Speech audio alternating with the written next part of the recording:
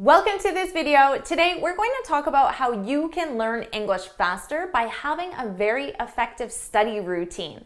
Of course, I'm Jennifer from jforrestenglish.com, and this channel is dedicated to helping you feel confident speaking English in public so you can take your career and your life to the next level. Now, before we go any further, make sure you subscribe and hit that bell icon so you're notified every time I post a new lesson. Now, let's dive in with this video. Let's talk about how you can learn English faster by developing a very effective and powerful study routine. So I'm going to share 5 things that your study routine should include if you want to get results fast. Number 1, devote 30 minutes a day, 5 days a week.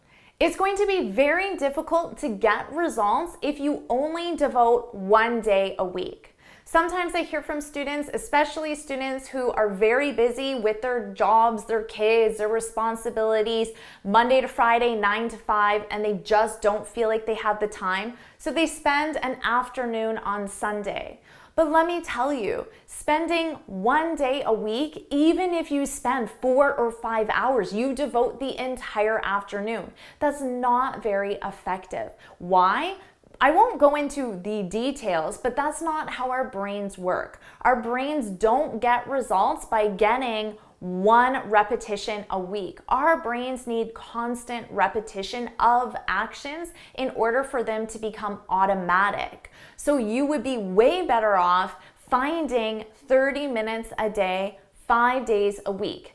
If that seems impossible, then even 30 minutes a day, 3 days a week is way more effective than just once a week for 2 to 4 hours. Number 2, set a time in advance.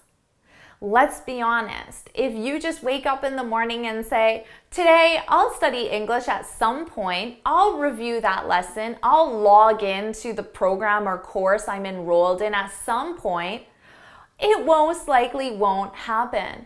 It's not that you're lazy or you don't have the dedication, but just life is going to happen.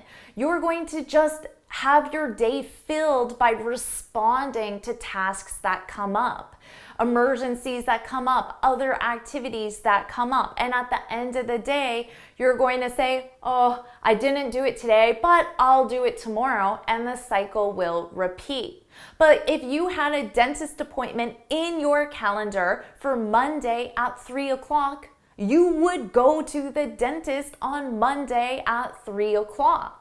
So you need to plan the time in advance, at least the night before, but likely the best thing to do is plan your entire week in advance when you're going to study English. And even better than that is having a consistent time every single day. So every day at 6 a.m., I study English for 30 minutes. 6 a.m. is the only time I know I won't be interrupted by work meetings. I won't be interrupted by my kids because they're still sleeping. I won't be interrupted by anyone. So I'm going to wake up half an hour early at 6 a.m. and study English. So make sure you put it in your calendar and treat it like an appointment. Number 3, have a specific goal. So let's say you do step number 1 and 2, you're feeling really great because you decided, all right, 6 a.m., Monday through Friday, I'm going to sit down and study English.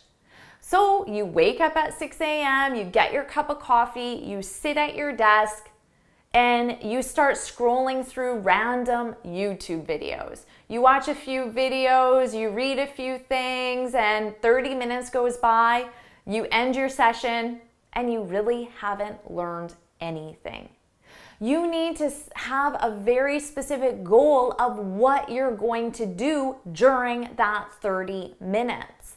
So when you are planning when you're going to study, also plan what you're going to study as well. I think this makes sense. Imagine you had a work meeting and there was no agenda for that work meeting. And everybody showed up and they're just like, what should we talk about? of course, that's not going to be a productive work meeting. And the same thing for your study session. It won't be productive. You need to have a specific goal. Number 4, focus. This is a big one. You can't say that you spent 30 minutes studying if during that 30 minutes your email went off and you checked your email, you got a Facebook notification and you scrolled through your news feed, you went and got a cup of tea, you forgot you had to schedule a hair appointment and you did that as well. You can't really say you spent 30 minutes studying if that's what happened. So what do you need to do? You need to focus. And how can you focus? The best way to focus is eliminate distractions. So you know what you're going to study because you set the goal. So if you're going to study the present perfect for 30 minutes, well then get that up, the notes or the study material for the present perfect, and then shut everything else down. Shut down your email, turn off your phone and put it in another room. Get the cup of tea before the study session starts. And really important, set a timer. Set a timer for 30 minutes so you're not even tempted to spend time wondering what time it is. Just stay in focus mode for 30 minutes, and when that timer goes off, your study session is complete. Then if you did wake up half an hour early, at least you woke up for a reason because you were productive during that 30 minutes. And finally, number 5, reward yourself. Here's the fun part. When you complete your study session, reward yourself. Now, why would you do this?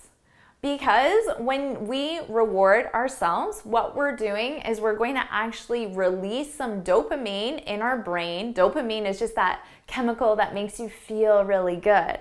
Now, what's going to happen is your brain is going to associate pleasure with the activity that you just did.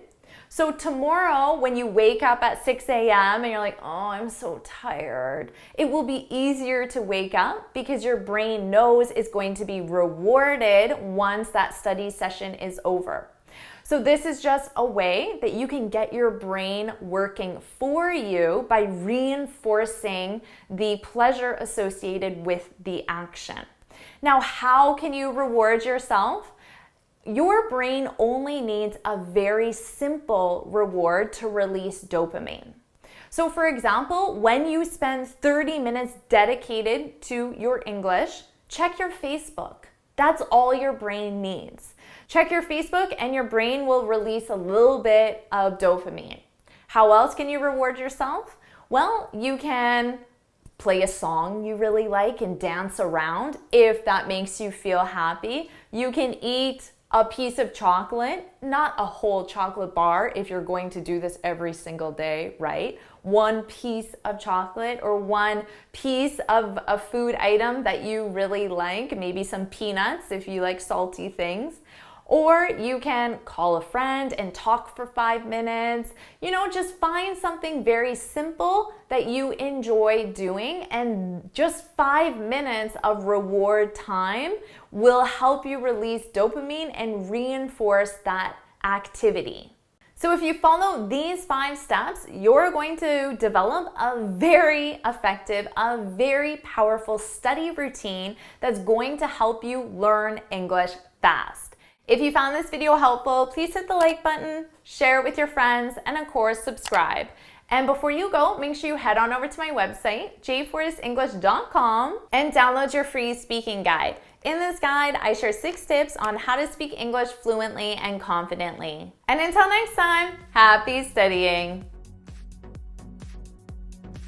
Awesome job! You're well on your way to reaching your goals and developing a really powerful study routine. Let me know in the comments how it goes, and I'll see you in my next video. Bye!